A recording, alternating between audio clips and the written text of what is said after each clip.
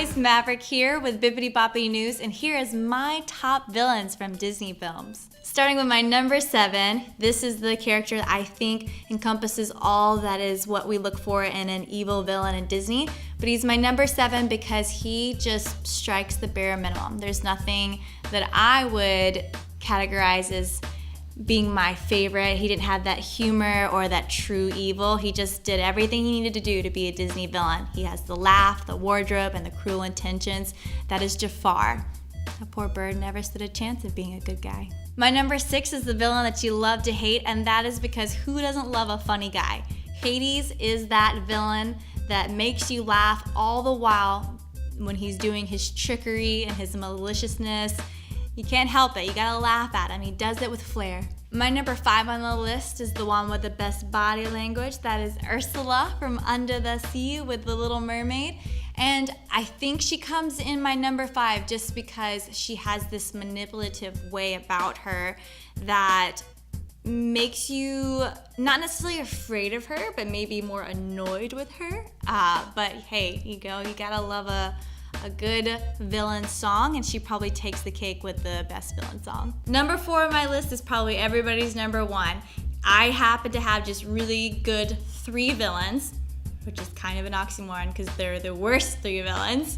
Scar is one of those people you can see that this character, they did a great job of showing how he doesn't have to do much, just simply being in the pride where everything goes to die. Like you see them go through famine and a drought, and it just shows what replacing what it should be the true leader, Simba, and replacing it with someone evil, what he produces instead. My number 3 is the evil queen from Snow White. That's about all that we refer to her as, is the evil queen. This woman sends a huntsman out to take the heart of her stepdaughter. That's kind of crazy. She also is super vain. She probably thinks the song is about her. I can't do it.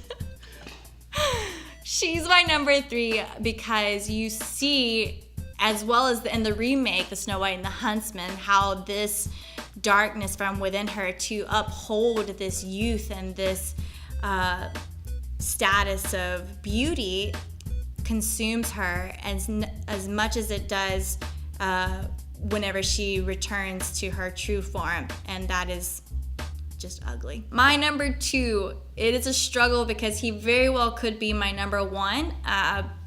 That being said, it's because he is the one character that gave me chills. He was most like someone that we could probably run into every day. I think this is Disney's first time in, maybe even only time, in creating a villain that was not more of a mystical creature or that had necessarily good intentions first, or that was a made-up creation. He just was someone that battled with everyday human fights between right and wrong, a good person and a bad person, and he is definitely a bad person. I don't know if I said his name, but it's Frollo from Hunchback of Notre Dame. My number 1 actually could be a stunt double for my number 3, the evil queen.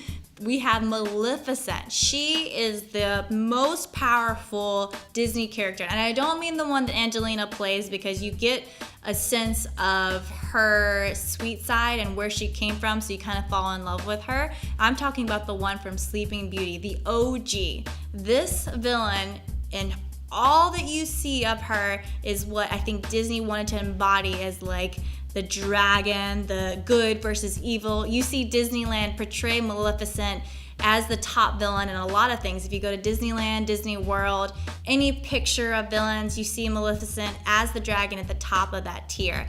And that's why she takes the cake. She is boss when it comes to the villains. And that is my evil top picks with Disney villains here with Bibbidi Bobbidi News. I'm Maverick. If you agree, maybe I left someone out, let me know. Hit the like button and subscribe button to keep up to date with everything trending in geek pop culture.